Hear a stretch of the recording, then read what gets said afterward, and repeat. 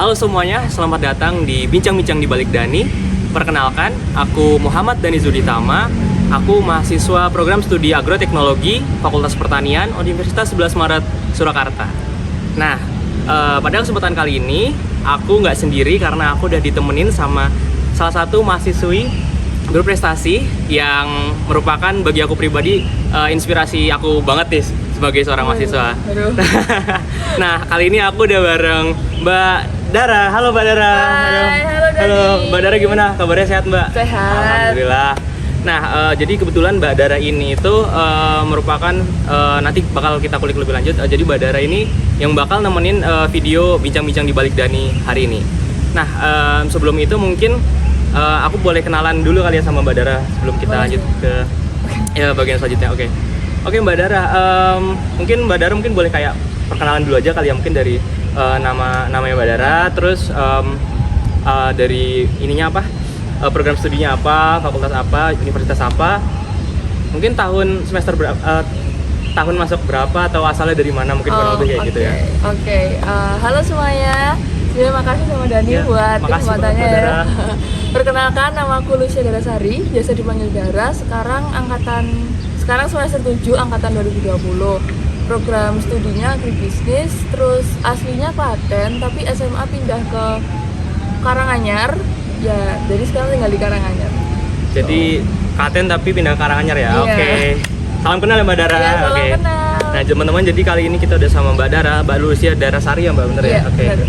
Jadi Mbak Dara ini itu adalah mahasiswi angkatan 2020 jurusan agribisnis di UNS ya. Jadi satu fakultas dengan aku juga, tapi beda jurusan program ya. studi ya. Program studi ya. Oke. Oh ya Mbak Dara, nah kebetulan Mbak Dara ini itu kan merupakan salah satu awardee atau penerima beasiswa dari yang namanya tuh ISMA, bener ya Iya. Mbak? Nah, sebenarnya mungkin kita pada belum tahu juga nih ya, sebenarnya ISMA itu beasiswa apa sih Mbak? Mungkin boleh dikasih gambarannya aja kali, ISMA itu apa gitu? Oke, kalau ISMA sendiri itu singkatan dari Indonesian International Student Mobility Award. Itu singkatnya gini, kayak beasiswa yang membiayai pertukaran untuk exchange selama satu semester. Ya, exchange selama satu semester di luar negeri gitu, di perguruan tinggi di luar negeri, pilihan kalian masing-masing gitu. Oke, jadi program ISMA ini adalah program dari Kemendikbud ya Mbak? Iya. Ya, untuk mendanai mahasiswa Indonesia untuk berkuliah di luar selama satu semester ya Mbak? Iya, dan PT-nya sesuai pilihan masing-masing gitu. PT-nya sesuai pilihan masing-masing. Oh gitu, perguruan tingginya ya maksudnya? Iya. Oh gitu, oke. Nah, terkait ISMA nih Mbak, Mbak Dara sendiri ini kan gimana sih kok bisa sampai tahu gitu beasiswa ISMA ini dari mana gitu? Oke, jadi gini ya,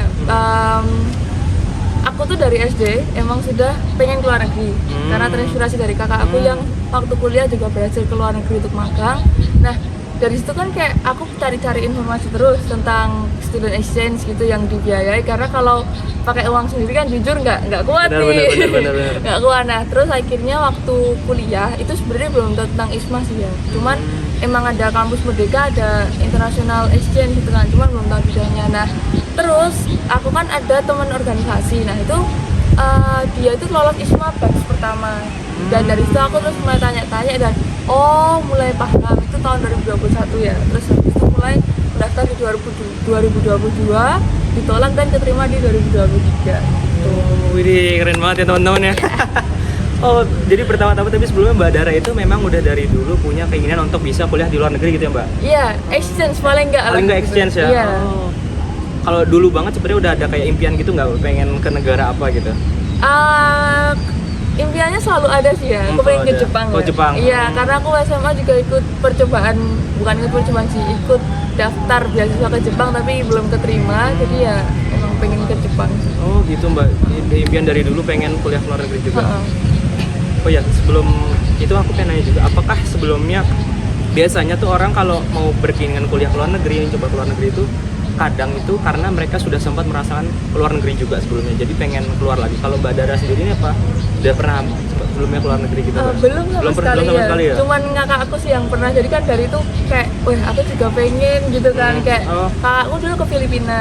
Kakaknya Mbak Dara ke Filipina? Iya, ke Filipina. Nah di sana kan kayak menyenangkan gitu, kenal sama orang lain, terus juga pulang-pulang lebih pintar bahasa Inggris karena di sana kan harus bicara dalam bahasa Inggris ya. Jadi otomatis pulang lebih pintar bahasa Inggris, lebih pede kayak wah aku juga mau gitu. Jadi ya dari itu mulai timbul keinginan. Jadi mendorong Mbak Dara sendiri. Tapi kalau keluar negerinya belum pernah sama sekali. Gitu. Iya. Tapi kakaknya Mbak Dara ini sebenarnya pengen kepo juga sih. Iya. Itu exchange juga atau gimana Mbak? Tahu ISEC? Oh, tahu? Iya, nah itu kakak aku ikut ISEC, terus dia belum daftar ISEC, dia ikut program intern ISEC. Itu kan gitu. ada yang memfasilitasi ke luar negeri gitu kan. Biaya sendiri, ya cuman kayak dibantu link-linknya kemana-mananya. Nah dari situ kakakku daftar di situ. Oke, jadi itu ISEC membantu untuk prosesnya tapi itu bayar. Iya, bayar sendiri semuanya. Tapi cuman 1,5 bulan sih, nggak lama. Itu lumayan juga ya Mbak? Iya, pengalamannya udah lumayan. Ya, ngomongin lagi soal ISMA-nya tadi ya Mbak. Apa namanya, berarti Mbak Dara ini udah mencoba ISMA 2 kali ya Mbak? Wow, sampai 2 kali itu berarti bener-bener pengen ya tertarik banget sama yang namanya ISMA ini berarti ya Mbak? Sama kayak nggak mau nyanyain kesempatan sih, karena emang ISMA kan bisa daftar di semester 3 sama 5 ya. Jadi kayak semester 3 udah nyoba, masa aku semester 5 tinggal terakhir nggak nyoba, kan kayak maneman gitu kalau Nyoba percobaan terakhir gitu ya Mbak? Oh, berarti buat teman-teman yang belum tahu juga, berarti ISMA ini sekaligus menjawab kalau bisa dilakukan 2 kali lah istilahnya Mbak, bisa nyoba di semester 3 dan di semester 5 juga ya Mbak? Oke. Oh iya Mbak, selain itu mungkin yang teman-teman pengen tanyain juga ya terkait ISMA ini tuh, apa aja sih yang di cover dari ISMA ini gitu mungkin? Teman-teman mungkin Mbak Dara bisa jelasin gitu. Oke.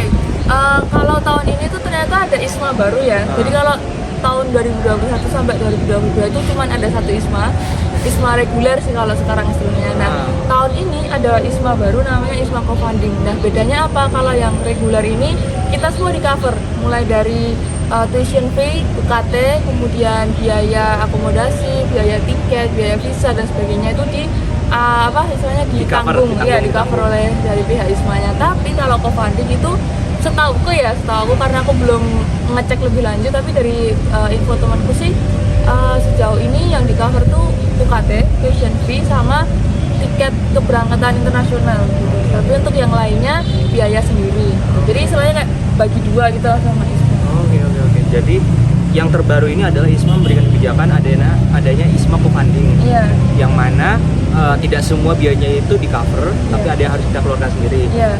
Tapi kalau seperti itu mungkin ada pertanyaannya bahwa itu berarti chance untuk mendapatkannya mungkin bisa lebih besar atau bagaimana Mbak? Kalau kita lihat fakta kali ya, karena kalau luar negeri itu kan biaya hidupnya beda ya, dan kebanyakan lebih tinggi dari di sini kan. Jadi menurutku chance lebih besar karena untuk orang yang mendaftar itu kan juga hanya orang-orang tertentu gitu. Oh gitu ya Mbak? Ya, tapi untuk seleksinya persyaratannya sama ketatnya sih, ada interview, ada essay dan sebagainya. Oh iya, ngomong soal pendaftaran juga ya Mbak. Nah, untuk segala macam yang harus disiapin, ini terkait biayanya, apakah di cover juga, ada reimburse atau istilahnya penggantian dana berkas-berkas yang harus kita bayarkan itu, atau kalau untuk itu masih kita biaya sendiri gitu istilahnya? Oke, kalau masih mendaftar itu semua dari kita biaya sendiri ya, cuman beda-beda juga per kampus. Ada kampus yang membiayai untuk tes bahasa Inggrisnya gitu, contohnya di UNS sendiri itu dibiayai bahasa Inggrisnya itu Duolingo sama IELTS asalkan memenuhi syarat-syarat tertentu yang disediakan oleh international office nanti, tapi sistemnya reimburse gitu. Kemudian nanti ada berkas tuh kalau nggak salah namanya SKCK sama tes narkoba kalau nggak salah. Nah itu juga dibiayai, kalau itu biaya sendiri sih, nggak di reimburse. Oh gitu ya Mbak. Oh ya, ngomong-ngomong terkait itu berarti ini aku pernah dengar sama yang namanya internal screening ya Mbak. Nah ini berarti mengarah ke alur pendaftaran dari ISMA sendiri. Terkait dari alur pendaftarannya ini Mbak, untuk pendaftar ISMA ini sebenarnya seperti apa sih Mbak? Oke, kalau alur pendaftaran itu mungkin dari per kampus beda-beda ya. Jadi aku jawabnya berdasarkan yang UNS itu. Perlu diketahui yang satu bahwa ISMA itu kalau di UNS tidak bisa kita langsung mendaftar sendiri, karena kita butuh namanya surat rekomendasi dari universitas. Nah itu dapatnya itu kita nggak bisa pengajuan sendiri, tapi pengajuannya kolektif lewat international office UNS. Nah dari situ, dari IO biasanya membuka internal screening. Nah internal screening itu bukan istilahnya seleksi sih bukan, cuman asalkan kamu sudah memenuhi yang disyaratkan itu biasanya otomatis diterima gitu. Karena emang yang penting tuh untuk pendataan aja gitu, terutama biasanya kalau ada 2 batch ya, cuman kalau ini kalau nggak salah ada 2 batch. Kemarin buka yang batch kedua sih. Iya. Nah kalau yang batch kedua itu biasanya udah tinggal apa istilahnya, pokoknya semua persyaratan udah harus sesuai dengan yang dari Kemendikbud. Misalkan Duolingo minimal 100, IELTS minimal 5 atau berapa ya kalau nggak salah, lupa. 6 apa berapa ya? Oh ya, pokoknya IELTS-nya minimum itu harus Ada memenuhi minimum. gitu. Karena kalau batch pertama kan kita bisa pakai EAP ya. EAP, EAP yang tes bahasa Inggris dari Tes bahasa UNS Inggris gitu. UNS. Kemudian diberi bimbingan untuk ambil tes bahasa Inggris lanjutan gitu kan. Kalau yang batch pertama biasanya gitu. Nah, tapi kalau yang batch kedua emang sudah memenuhi. Nah, kalau udah memenuhi otomatis masuk data gitu. Jadi internal screening itu bukan yang langsung menyeleksi kamu keterima, Kamu enggak. bakal terima ISMA apa enggak Itu gitu ya? cuma lebih pendataan siapa sih mahasiswa yang sudah memenuhi syarat-syarat terutama di administrasi gitu. Untuk mendaftar ISMA-nya itu ya. Bener banget. Sama untuk memberikan pelatihan-pelatihan gitu dari international Office-nya. Oke, berarti internal screening ini itu adalah suatu pendataan dari kampusnya sendiri itu untuk mempersiapkan mahasiswanya mengikuti program ISMA ya, Mbak. Seperti Bener. itu. Iya.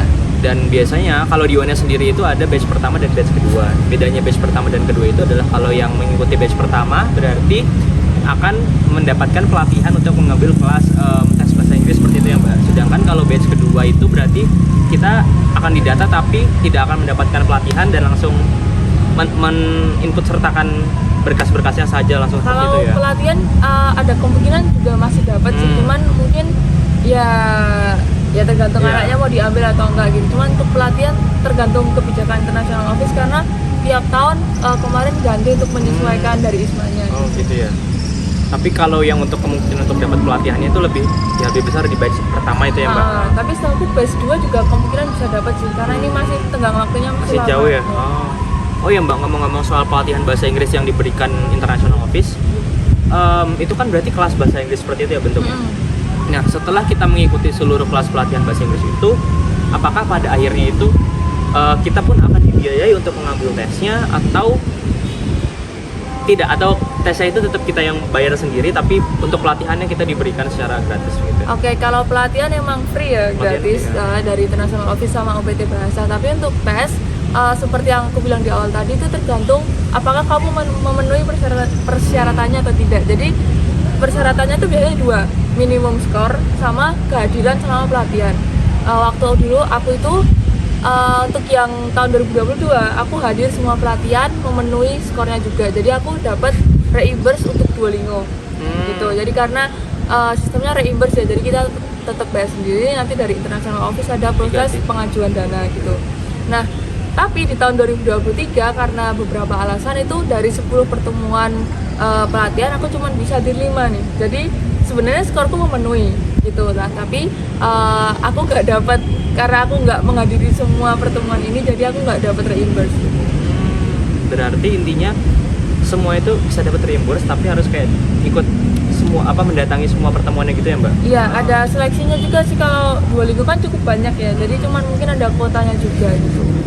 Oh ya, ngomong-ngomong terkait ini ya, Mbak, aku dengar tuh katanya misalkan kita internal screening, terus kita dapat kelas pelatihan. Nah, kelas pelatihannya ini bagaimana kita misalkan akan mendapatkan pelatihan, entah itu Duolingo, pelatihan IELTS atau pelatihan TOEFL tuh bagaimana, Mbak? Itu berdasarkan apa? Oke, kalau di UNS tuh nggak ada pelatihan TOEFL ya. Jadi pelatihannya cuma 2, IELTS sama Duolingo. Nah, kalau sistemnya yang tahunku tuh di batch 2023 kemarin tuh kayak gini. Jadi kalau misal Duolingomu udah minimal 120 atau 125 aku lupa. Ini asalkan kamu punya sertifikat Duolingo dengan skor minimal 120 atau 125, itu otomatis kamu masuk ke kelas IELTS. Kayak dikasih kesempatan gitu. Nah, tapi kalau misal kamu cuman baru EAP atau Duolingonya belum sampai segitu, nah itu dikasih ke pelatihan Duolingo. Oh, gitu ya, Mbak. Jadi plottingnya gitu. Jadi didasarkan sama hasil tes Duolingo kita pada saat mendaftar internal screening itu ya. Tapi kalau kamu cuma pakai EAP ya otomatis masuknya ke Duolingo. Kalau di batch 2-3 kemarin gitu. Oh, malah berarti enak ya. Semisalkan yang nilai EAP-nya kurang, terus Duolingo-nya misalkan bagus, misalkan 120 di atas gitu, malah bisa dapat IELTS misalkan di IELTS Iya, gitu ya. aku juga kemarin dapatnya IELTS. Hmm. Agak kaget juga sih karena aku nggak tahu kan kalau itu Iya, mau iya, diarahkan iya. ke IELTS gitu, karena yang IELTS baru dibuka di tahun 23, di tahun 22 itu semua pelatihan ke Duolingo. Duolingo. Menarik juga ya Mbak. Jadi memang kalau untuk ISMA ini berarti kita harus, kalau memang ada, kita harus ikut internal screening. Selain itu juga untuk mendapatkan salah satunya berkas itu adalah surat rekomendasi dari Iya, kampus yang ya paling Mbak. penting, Yang paling penting. paling penting ya, Paling karena penting. itu emang syarat utamanya ISMA salah satunya itu. Harus mendapatkan berkas ini dulu gitu ya Iya. Mbak. Oh. Dan untuk setelah kita ikut internal screening nih, itu masanya dari internal screening sampai dengan pendaftaran ISMA-nya sejauh nggak sih Mbak, kayak gimana Mbak? Itu beda-beda per tahun ya. Kalau angkatan 23 itu kemarin cukup mepet gitu, karena internal screeningnya setauku Desember atau Januari Oh. gitu, dan pelatihannya cuma sempat di bulan sampai Februari awal atau tengah gitu. Jadi kan kayak mepet sama ISMA-nya kan yang buka di awal Februari kalau nggak salah gitu. Nah tapi kalau tahun ini dari UNS kan setauku ini udah batch 2 kan ya, jadi kan bentar lagi, dan kemungkinan nggak mepet sih karena dari ISMA biasanya bukanya Februari awal sampai Maret. Cuman kalau angkatanku yang 23 itu emang lumayan mepet sama ISMA-nya. Oke. Berarti ISMA bukanya Februari atau Maret gitu ya Mbak? Iya, biasanya di bulan segitu. Gitu. Dan kalau dari UNS sendiri sebenarnya udah dari, ini udah batch kedua dari Agustus kalau nggak salah kemarin ya sih Mbak. Oh, gitu. Iya, dari awal. Ya, harusnya nggak mepet sih ya kalau udah dari batch 2 dari Agustus. Dari udah jauh-jauh hari ya berarti. Mm-mm.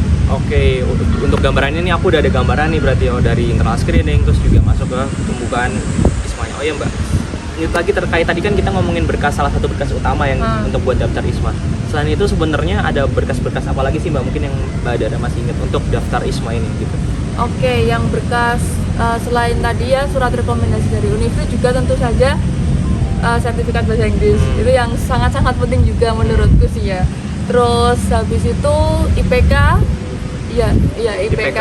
Terus juga ada surat rekomendasi dari Kaprodi kalau nggak salah. Oke. Terus kalau berkas itu aja sih setahuku yang penting, sama mungkin nanti ada surat-surat yang harus diisi dari ISMA gitu, cuman aku lupa detailnya apa aja.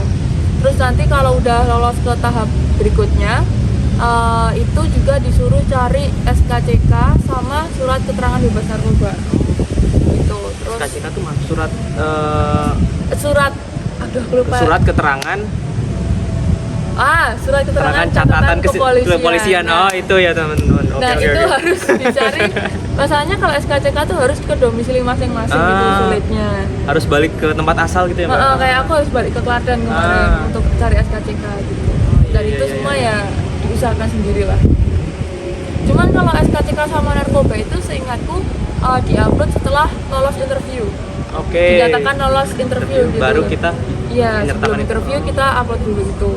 Tapi kalau untuk yang awal cuman yang aku sebutin tadi. Oke.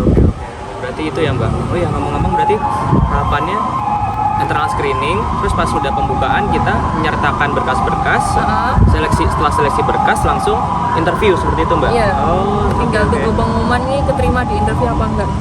Oke. Oh iya Mbak, terus terkait biasanya kita mau daftar beasiswa, kita menyertakan juga mungkin motivation letter, kita masukkan berkas ke situ juga. Nah kalau di ISMA ini konsepannya seperti apa sih Mbak? Apakah itu termasuk berkas yang kita input di situ atau bagaimana mungkin? Kalau dikatakan berkas sih bisa ya, cuman kalau di web ISMA itu nanti sistemnya ada pertanyaan. Misal yang pertama jelaskan tentang achievementmu atau tentang apalah gitu kan, aku ya achievement, makanya jelaskan tentang achievementmu, terus gimana. Nah itu biasanya dalam pertanyaan, kemudian nanti ada kolom, tinggal kamu jawab langsung di situ. Berarti untuk seperti motivation letternya ini adalah kita mengisi pada kolom website di laman ISMA-nya itu sendiri ya Mbak? Nanti ada biasanya 4 pertanyaan, udah 2 angkatan ini pertanyaannya 4 gitu. Nah itu tinggal ngisi aja di kolom masing-masing yang sesuai gitu. Oke. Menarik juga sih Mbak ya. Oh ya terkait ini Mbak, aku pernah dengar kalau nggak salah ISMA itu katanya menjanjikan konversi 20 SKS. Itu bener? Kita konversi 20 SKS gitu Mbak, apa gimana sih? Kalau itu kembali ke kebijakan prodi ya, kebijakan program studi masing-masing gitu, karena untuk konversi SKS ini emang agak tricky sih ya hitungannya. Dan kalau aku sendiri karena emang sebenarnya udah nggak ada beban mata kuliah waktu berangkat ISMA nanti, itu jadi aku tidak mungkin untuk konversi SKS-nya lebih ke matkul-matkul yang umum dari universitas gitu. Karena emang dari universitas tuh ada beberapa matkul yang disediakan gitu kan. Nah itu istilahnya matkul apa ya, istilahnya matkul MBKM atau apa gitu, nah itu nanti bisa dikonversi ke situ. Oh gitu. Cuman untuk dikonversi ke mata kuliah, semisal aku dari agribisnis nih, mau aku konversi dari misalkan ke manajemen pemasaran gitu kan. Nah itu harus dengan persetujuan sesuai dengan prosedur prodi masing-masing karena beda-beda gitu. Berarti kalau Senangkepku ini adalah kalau dari Kemendikbudnya ini sendiri, program ISMA ini menjanjikan maksimal pokoknya 20 SKS. Iya, dari ISMA oke 12 KS, tapi eksekusinya harus sesuai dengan prodi. Entah berapa itu tergantung prodi dan kebijakan masing-masing. Iya, dan terkait rekognisi kalau mau cari aman ya emang cari yang selinear sih. Misal aku agribisnis ya mungkin bisa ke ekonominya atau manajemen atau bisnisnya gitu. Buat cari amannya gitu. Sebisa mungkin cari program di ISMA-nya ini yang selinear sama jurusan kita saat ini gitu ya Mbak ya. Oh iya. Oh ya, ngomong-ngomong terkait pengalamannya Mbak waktu konversi ini, Mbak ini dapat konversi berapa SKS kalau boleh tahu Mbak? Belum tahu. Oh belum tahu ya? Oh gitu. Oh jadi tapi masih bisa dibahas nanti lagi gitu ya? Iya, oh, bisa dibahas nanti. Oh, dan itu dibahasnya itu sama Kaprodi saja kah? Sama PA kah? Atau gimana sih Mbak? Kalau biasanya kalau membahas rekognisi ini kalau di prodiku itu pertama dari PA. Dari PA setuju, kita naik ke tim rekognisi. Tim rekognisi ini yang memutuskan apakah matkul ini bisa direkognisi atau tidak. Nah, habis itu dengan persetujuan Kaprodi, terus untuk prosedur memasukkan matkulnya itu nanti dengan bantuan admin prodi. Jadi dosen PA, tim rekognisi, Kaprodi, admin prodi. Dosen PA, tim rekognisi, Kaprodi, admin prodi. Oh, itu jadi 4 yang utama. Ini tahapan semuanya ya Mbak? Tapi tahapannya mungkin bisa beda-beda ya. Pokoknya komponen orang-orang yang mengurusi itu 4 itu tadi. Kalau Mbak Dara ini berarti masih di mana misalkan? Kalau dari aku tuh karena sudah sering mengurus rekognisi matkul ya, jadi kayak ya udahlah, nanti aku misal dosen PA aku biasanya udah setuju gitu kan, karena emang matkul yang istilahnya matkul wajib itu udah nggak ada gitu, jadi tinggal pilihan-pilihan aja. Jadi dosen PA aku udah kayak silakan ambil yang sesuai minatmu gitu kan. Oh ya baik Bu. Dan kemudian kemarin admin prodi sama kaprodi udah follow up sih terkait matkul yang aku ambil apa aja. Cuman karena emang aku belum bisa menyatakan matkulnya apa aja, jadi kayak ya udah Mbak, nanti aja kalau udah pasti. Oh begitu Mbak. Oh oke. Jadi pokoknya kita harus konsultasi minimal sama PA dulu dan itu bisa nyusul ya kepastiannya nanti gitu ya Mbak? Iya bisa, karena kalau kepepet ya. Kalau kepepet. Karena emang aku nggak bisa ambil mata kuliah, belum buat KRS di Hosuni. Di Hosuni, nanti bakal kita bahas juga nih. Oh iya, ngomong-ngomong terkait tadi apa? Aku lupa. Kan ngomongin ini ya, Mbak kan udah nggak ada mata kuliah wajib pilihan. Nah berarti beda cerita kalau misalkan buat teman-teman yang daftar di semester 3. Nah itu kan berarti masih ada matkul wajibnya gitu ya Mbak. Berarti kalau kayak gitu jadi kan aku juga pernah daftar di semester 3. Nah itu tadi di tahap awal itu kan kita butuh surat rekomendasi Kaprodi. Nah yang saat mau ngambil mau mendapatkan surat rekomendasi Kaprodi ini tuh biasanya mata kuliahnya udah didiskusikan dengan PA gitu. Dan apakah PA-nya udah setuju gitu, nanti kalau udah setuju baru kita ajukan ke Kaprodi gitu. Nah jadi kayak istilahnya udah ada istilahnya rambu-rambu hijau lah untuk ACC di ini lo di ACC udah di ACC. Gitu. Tapi kalau dari prodiku sendiri sih biasanya aku menyediakan istilahnya kalau misal aku ambil ISMA itu misalkan international marketing gitu ya atau international ekonomi. Nah aku di sini kemudian aku memberikan daftar mata kuliah yang sekiranya bisa direkognisi oleh international ekonomi ini tadi gitu. Oke, berarti kan kita harus iniin ke PA terlebih dahulu intinya. Nah, kapan sih kita harus meminta untuk ngobrol lah istilahnya konsultasi dengan PA? Apakah itu saat ingin mendaftar ISMA-nya di Februari nanti? Atau saat masa-masa internal screening? Atau kapan sih Mbak sebaiknya kita konsul gitu tuh? Mungkin kamu bisa istilahnya spill ke PA dulu nih. Awal-awal mungkin ya sebelum ISMA dibuka itu kayak, Bu saya mau daftar ini, kemudian nanti izin berkonsultasi terkait mata kuliah yang akan saya ambil gitu kan. Nah terus habis itu nanti begitu ISMA dibuka kan udah keluar tuh mata kuliah apa aja yang bisa diambil dari host uni mana aja gitu. Nah itu nanti baru setelah kamu pasti ambil yang mana kamu bisa konsultasikan ke PA gitu. Berarti untuk ancang-ancang awal sebenarnya udah bisa diomongin dulu dan ketika buka nanti baru bisa langsung oke, ini bisa nggak kayak gitu Karena ya? emang kepastian mata kuliah kan ganti-ganti ya tiap tahun. Nah itu baru bisa dipastikan setelah kepastian mata kuliah dari ISMA itu keluar gitu. Oh iya, terkait host universitas ya. Aku sampai lupa mention nih ke teman-teman kalau Mbak Dara ini memilih host universitas atau keterima sebagai awardee ISMA di Universitas Kebangsaan Malaysia, yaitu di Malaysia, bener ya Mbak ya? Iya benar banget. Singkatannya UKM, bener ya Mbak ya? Iya benar. Ada mungkin penjelasan sedikit terkait UKM nggak Mbak? Oke, kalau sebenarnya ya dari awal daftar ISMA tuh kayak tadi pertanyaan awal banget kita intro itu kan kayak ada negara yang keingin nggak, nah dan itu kan jadi first choice itu dari ke Jepang, tapi karena mungkin rezekinya belum keterima jadi ke second choice itu di Malaysia.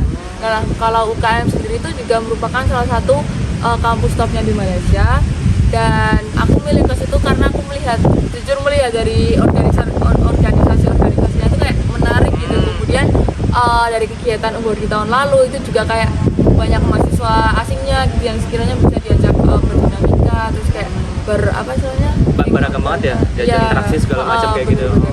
Juga kegiatannya juga seru-seru, jadi kayak wah ini kayaknya menarik nih di UKM gitu. Jadi aku mendaftar di UKM. Di UKM, Universitas Kebangsaan Malaysia ya. Oh iya. Jadi pertama memang Jepang, terus kedua memang Malaysia yang memang udah planning ya Mbak. Karena tadi contohnya kayak keberagaman segala macam kegiatannya di UKM itu menarik banget gitu buat Mbak Dara sendiri. Sama satu hal sih, aku nggak boleh ke Eropa sama Amerika sama gitu? orang tua ya, karena aku nggak tahan dingin ya. Yang Asia dulu aja. Buat yang nggak tahan dingin mungkin di Asia bisa jadi pilihan juga ya Mbak. Iya bener banget, karena di Asia juga lumayan beragam kok mata kuliah host universitasnya. Oh iya, ngomong-ngomong ini kan tadi Mbak Dara kan ngambilnya kan agribisnis, kalau di agribisnis. Mungkin yang jadi pertanyaan teman-teman juga di UKM nih langsung milih nggak cuma UKM-nya doang, atau mungkin langsung sekalian pilih fakultasnya dan jurusannya, atau bagaimana sebenarnya sih Mbak? Oke, kalau dari ISMA tuh sistemnya bukan fakultas, bukan jurusan, tapi mata kuliah. Jadi nanti langsung muncul gitu. Misal dari aku ya Universitas Kebangsaan Malaysia. Nah itu University Kebangsaan Malaysia. University Kebangsaan Malaysia. Nah itu langsung ada kayak listnya, matkulnya apa aja nih. Nah, terus nanti dari ISMA tuh biasanya ambil 4 matkul, silahkan memilih 4 matkul. Nah itu bisa dipilih dimasukin sesuai keinginan masing-masing. Jadi sistemnya pakai mata kuliah. Berarti untuk ISMA ini sistemnya itu bukan kita jurusan apa, kita milih jurusan sana, gitu. Kita milih di universitas apa, ada mata kuliah apa saja, dan biasanya ISMA itu meminta 4 ya Mbak. Iya. Kalau Mbak Dara nih kan dari agribisnis, Mbak Dara mengambil apa nih tempat ini tuh Mbak? Kalau agribisnis sendiri itu program studinya sangat-sangat luas ya. Jadi nggak cuma pertanian aja, doang, tapi juga ekonomi, bisnis manajemen. Nah, jadi aku ambil apa ya kemarin kalau nggak salah international marketing. Pokoknya yang bisnis sama ekonomi gitu. Terus juga ada beberapa mata kuliah. Kemarin ada namanya life craft sih ya. Cuman endingnya setelah keperjalanannya tidak jadi ambil itu karena dari UKM-nya sendiri emang ada kebijakan mengambil mata kuliah lagi gitu. Jadi beda dari yang kita daftarkan di sini. Oh gitu ya, khusus dari UKM. Iya, itu kalau itu tergantung host uni sih ya. Ada yang beda-beda, ada yang kan harus istilahnya war KRS lagi di sana nggak dapat ganti gitu juga bisa. Tapi kalau dari UKM itu emang berbeda gitu dari yang ditawarkan sama yang di eksekusi ke depannya gitu. Ada yang berbeda, ada yang juga sama. Tergantung kita dapatnya nanti apa gitu ya.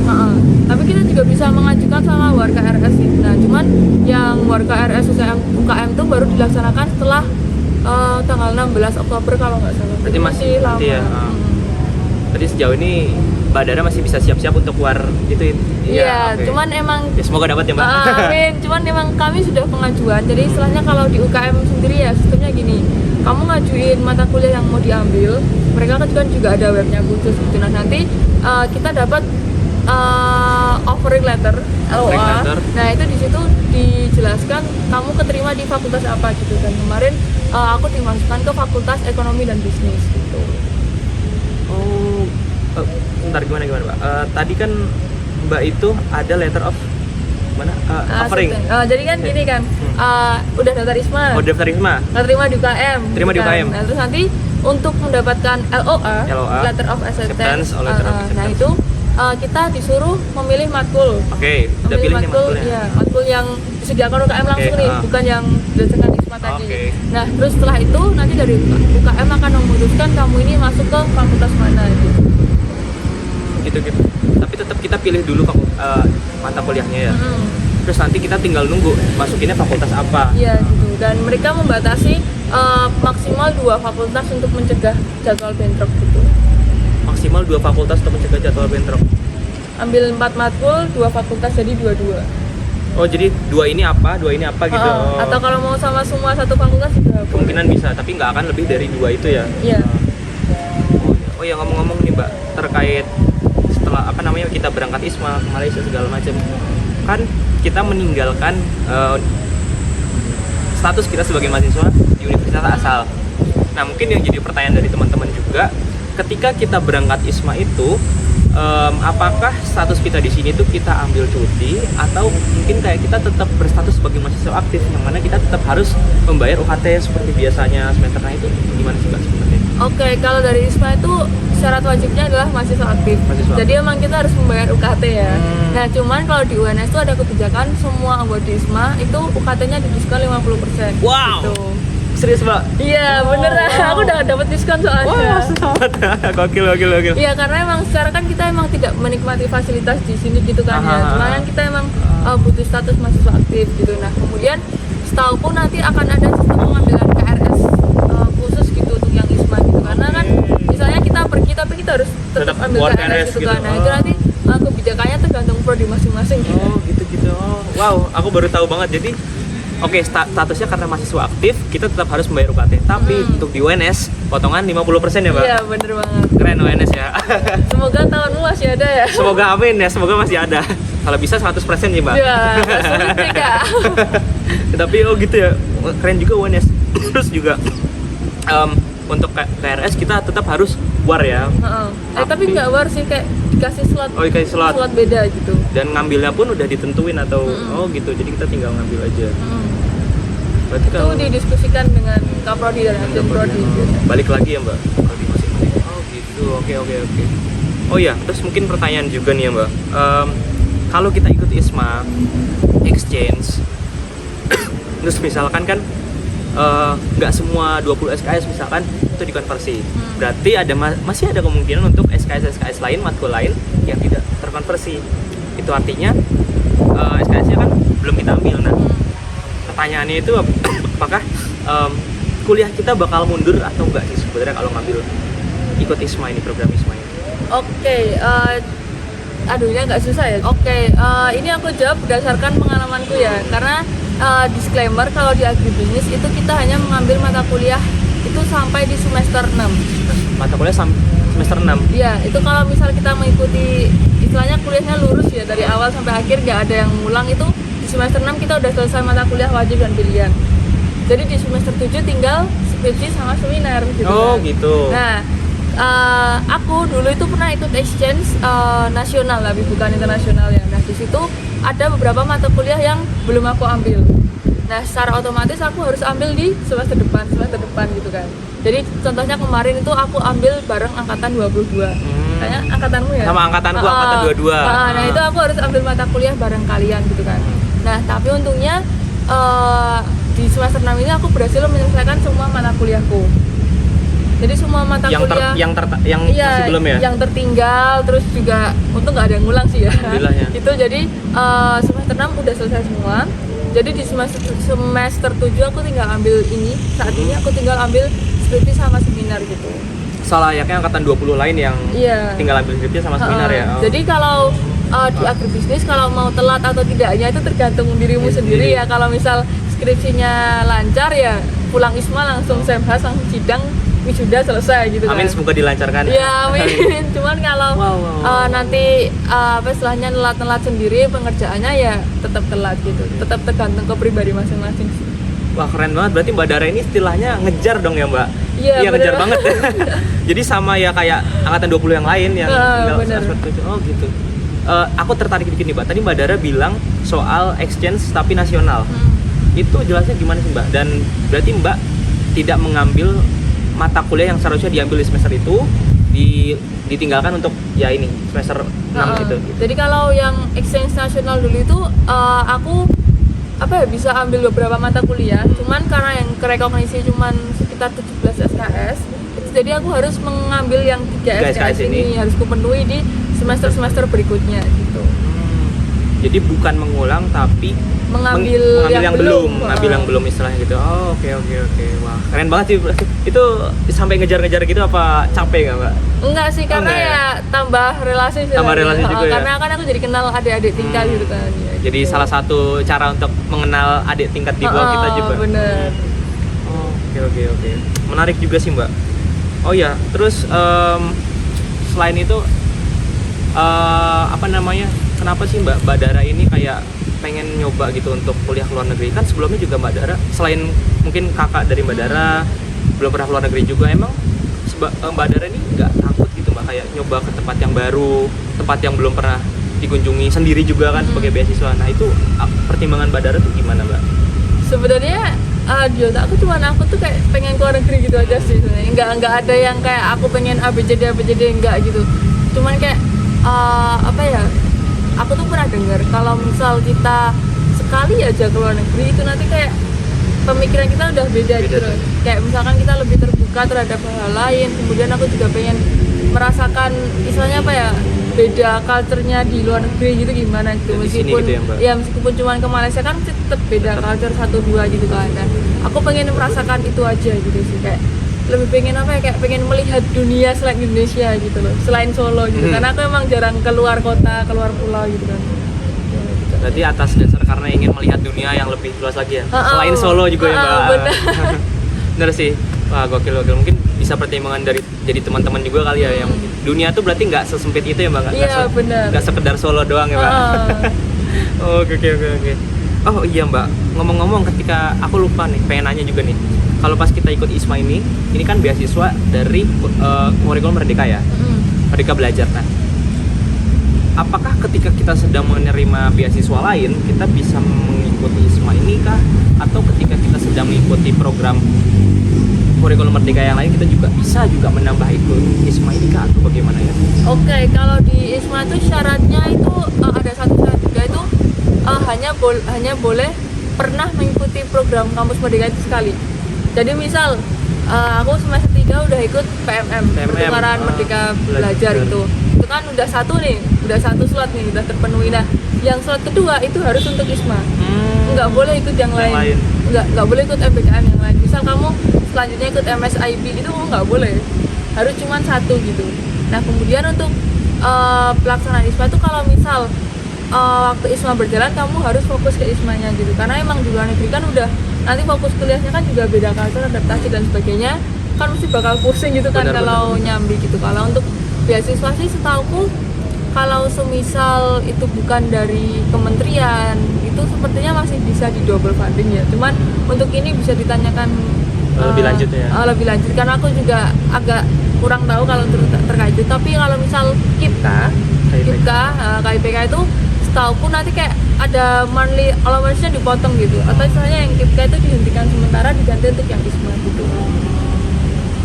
Jadi KIPK-nya berhenti diganti untuk yang ISMA ini? Atau misal KIPK-nya jalan, ISMA-nya yang dipotong gitu. Oh gitu. Cuman untuk ditanya aku juga kurang tahu sih kalau untuk yang double funding-nya.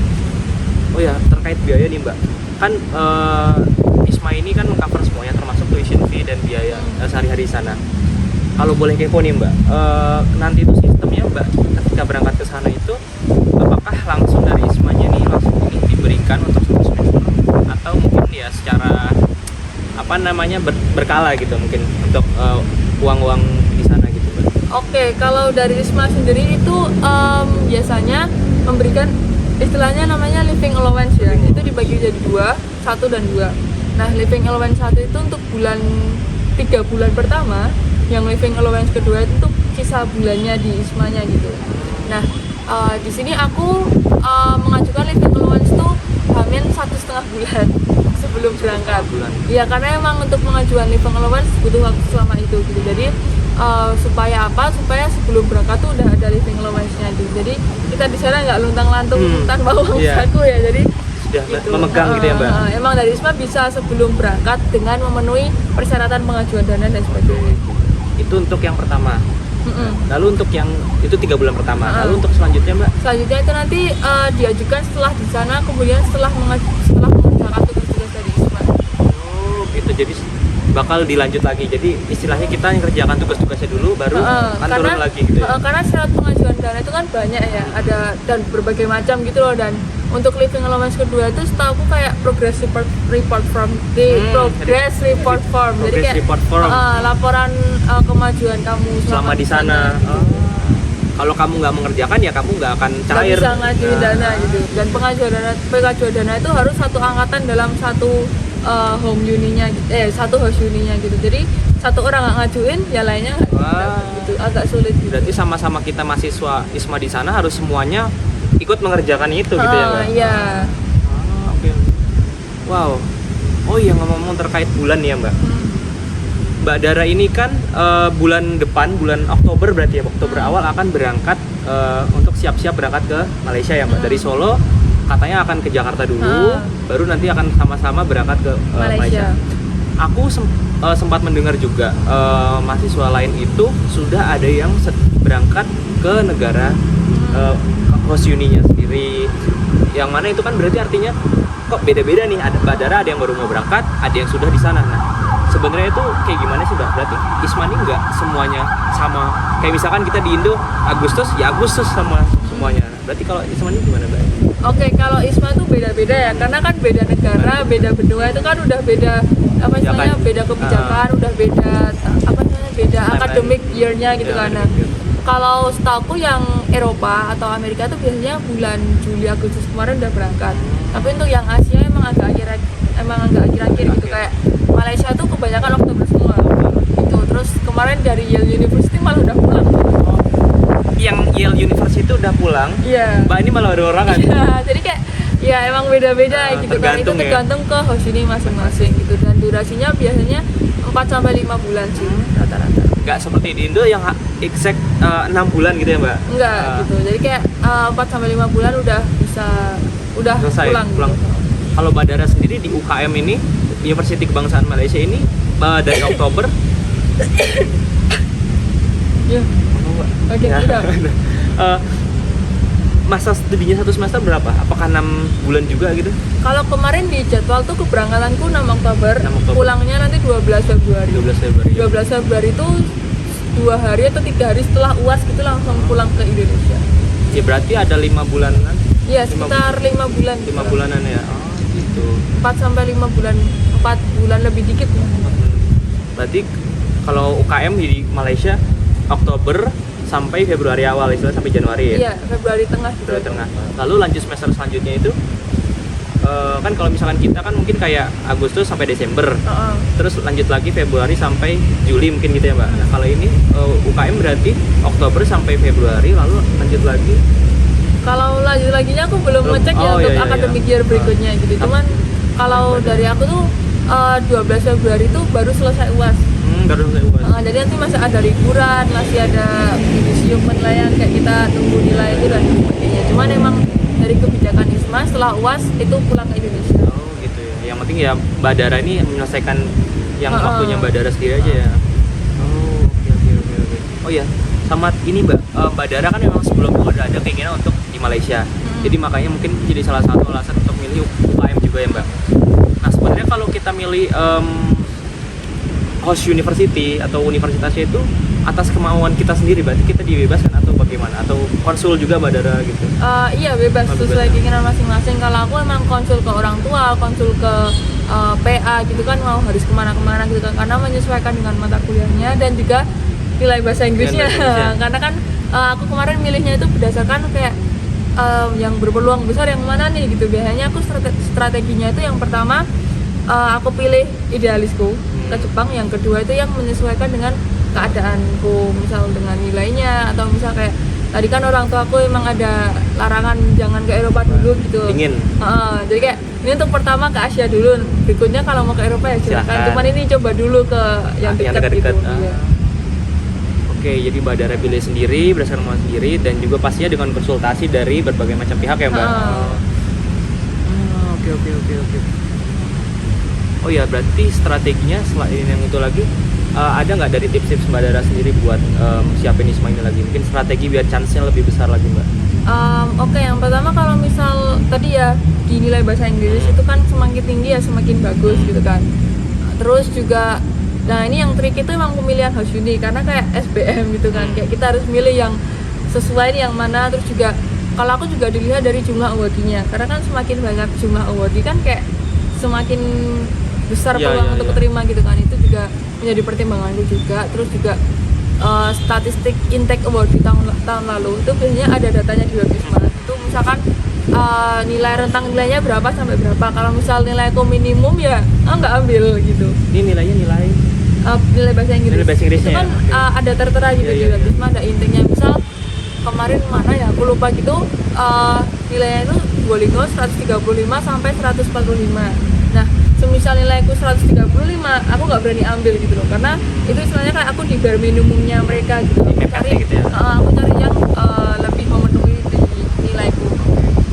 Oke, berarti dari apa yang Mbak Dara bilang, berarti kita bisa mengecek host universitasnya masing-masing dan juga harus mengecek ketentuan dari nilai bahasa Inggris yang diminta dari host uninya itu ya Mbak? Iya, kalau di host uni itu biasanya memang Duolingo minimal 120, 125 gitu, atau IELTS berapa gitu. Cuman di situ nanti ada satu tab lagi, itu intake award di tahun lalu. Jadi award di tahun lalu tuh nilainya berapa sampai berapa. Nah di situ bisa dicek karena nanti peluang keterimanya paling ya yang segitu nilainya. Jadi acuan buat kita juga ya Mbak? Karena rata misalnya ketentuan minimumnya itu belum tentu itu langsung keterima gitu loh. Karena banyak awardee yang nilainya lebih tinggi dari itu gitu. Jadi emang kayak agak pinter-pinter mix and match keadaan diri sendiri dengan keadaan di host uni yang kamu inginkan gitu aja. Kalau dari tipsnya Mbak Dara sendiri itu, semisalkan kita punya nilai segini dan ini bare minimum dari atau nilai minimum dari yang diinginkan dari host uni itu. Kalau dari Mbak Dara sendiri, mendingan ya udah kita coba aja gitu, atau kayak ya cari aja mendingan yang lebih besar, yang ininya lebih rendah gitu Mbak? Kalau aku pilih cari yang lain. Cari yang lain ya? Karena resiko tidak keterimanya lebih besar gitu kan. Kalau misal at least aku di rata-rata lah, misal 120 sampai 140, aku 130 ya udah aku masuk di situ. Ya karena aku emang pengen keterima ISMA, jadi emang harus ada strategi untuk mix and match host uni di sana sini. Harus menyusun strategi ya Mbak? Nggak bisa kalau mau idealis ya Jepang dua-duanya tak ambil. Tapi ya karena belajar dari pengalaman juga ya Mbak, tahun lalu juga nyusun strategi lagi, jadi segala macam nggak bisa terlalu idealis juga ya, balik lagi ya Mbak. Lagi pula kemarin aku mata kuliah di Malaysia juga menarik jadi ya gas aja ya. Oke, menarik banget sih Mbak. Selain itu mungkin kira-kira ada yang harus teman-teman tahu nggak, misalkan kalau mau daftar ISMA tuh ada hal lain lagi yang mungkin kita harus tahu ya?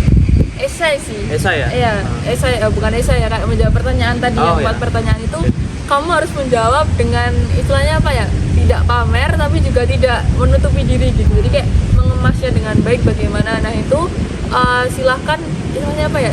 Jangan berhenti di kamu nulisnya. Tapi usahakan profit ke orang lain. Kalau ada kenalan dosen lebih baik bisa di-profit ke dosennya, atau mungkin kenalan awardee tahun lalu bisa juga di-profitkan ke mereka gitu. Biasanya mereka open profit gitu. Cuman mungkin ya terbatas gitu. Karena semakin di-profitkan semakin banyak review gitu, semakin banyak masukan. Di kuncinya adalah di esai, jangan berhenti di kita. Jangan cuma kita yang menilai, tapi minta penilaian orang lain terlebih lagi yang lebih expert di bidangnya ya Mbak. Bener banget gitu. Karena kemarin sangat terbantu dengan review dari mentorku gitu. Mentor Mbak itu apakah award di ISMA juga itu? Award di ISMA juga dari Agribisnis 19. Oh wow, yang batch pertama tadi? Batch kedua. Oh, batch kedua. Wow. Sangat bantu banget yang namanya proofread itu ya Mbak? Iya bener banget, karena jadi kayak aku bisa nulis ini jadi kayak gini, ini jadi kayak gini gitu. Oke, itu noted pokoknya. Sama ngecek grammar juga sih. Cek grammar dari esainya kita itu ya? Iya kan kayak mungkin mereka ada, misalkan kita nulis kayak udah bener semua nih grammarnya, terus ternyata setelah dicek dibaca ulang ada kesalahan.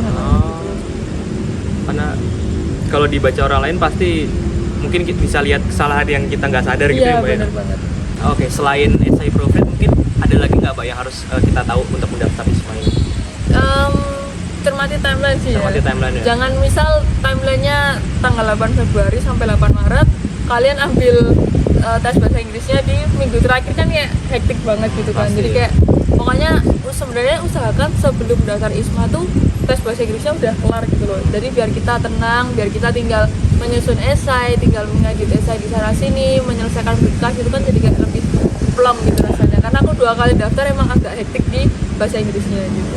Jadi kita harus mempersiapkan berkas segala macam dengan melihat timeline dulu ya Mbak agar bisa Iya, mempersiapkan. pokoknya dengan jangan miss timeline, terus yang UNS juga jangan sampai miss internal screeningnya gitu. Karena tanpa internal screening kalian nggak bisa ISMA gitu. baik.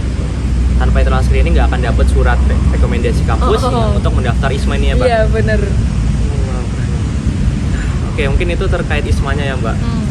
Selain itu mungkin apa ya, terkait kayak kuliah luar negeri segala macam, selain dari pengalaman yang Mbak ingin cari di luar segala macam, mungkin ada nggak sih Mbak yang pengen Mbak tuju sebenarnya, kayak goals Mbak sebagai mahasiswa ini, sebagai mahasiswi di UNS atau mungkin ya sebagai mahasiswi sendiri, ngapain sih kuliah ke luar negeri gitu? Mungkin untuk menyelesaikan sesuatu kah, mimpi atau apa gitu? Kalau aku lebih pengen ke cari temen di luar Cari negeri temen sih. di luar negeri. Karena emang aku pengen apa ya, kayak berteman dengan orang asing tuh kayak kita banyak belajar gitu loh. Kita belajar culture-nya, karena baru culture ngomong aja beda, culture ngechat aja beda gitu loh kalau temenan sama orang luar. Itu yang beberapa pengalamanku sih gitu. Jadi kayak emang aku pengen mencari relasi sebanyak-banyaknya, terus juga merasakan istilahnya kayak kuliah di luar negeri sama di Indonesia bedanya apa sih gitu. Simpel sih, cuman ya terus sama ini harapannya ilmu yang aku dapat di luar negeri itu siapa tahu suatu saat berguna saat aku kembali ke Indonesia. Jadi dari mencari relasi, mencari perbedaan sosialisasi gimana sih, sama mungkin ilmu apa yang bisa diterapin di Indonesia lagi ya. Oke, mungkin selain itu ada ini nggak Mbak, mungkin dari pernyataan dari Mbak Dara untuk teman-teman yang mungkin kedepannya atau masih ragu saat ini untuk ikut ISMA gitu, mungkin apa yang mungkin Mbak bisa bilang gitu? Jangan takut dan jangan menyerah. Gitu Jangan aja takut sih. dan jangan menyerah. Nice banget, gila. Sama ini satu lagi. When life give you lemons, make lemonade. Jadi kalau hidup kamu lagi sepet-sepetnya gitu, jangan kamu kayak kenapa, misalnya kayak jangan pusing, jangan stres gitu loh, tapi kayak coba diambil hikmahnya gitu. Misal for example aku nggak keterima ISMA di 22, terus aku evaluasi baru bisa di 23 gitu. Jadi kayak kegagalan tuh ya emang ada maknanya di balik kegagalan itu. Jatuh 7 kali, bangkit 8 kali. Ya, keren banget. Oke, jadi jadikan pengalaman yang gagal itu untuk evaluasi aja, jadi untuk langkah jauh lagi. Oke deh, keren banget pokoknya informasi tentang ISMA dari Mbak Dara. Mbak Dara makasih banget terkait informasinya ISMA ini. Berarti minggu depan kira-kira Mbak Dara udah nggak di Solo lagi? Udah. Minggu depannya lagi Hamin 11. Hamin 11 ya. Minggu depannya lagi. Kira-kira Mbak Dara udah nggak di Solo dan harus siap-siap langsung ke UKM ke Malaysia ya Mbak. Aku di sini berharap ya semoga Mbak Dara nanti bisa dilancarkan dari sini ke Jakarta ke Malaysia, dilancarkan studinya di sana sampai dengan balik lagi ke Indonesia. Amin banget, amin. Ditunggu agar saya bisa bertemu Mbak Dara lagi di UNS tercinta juga. ini.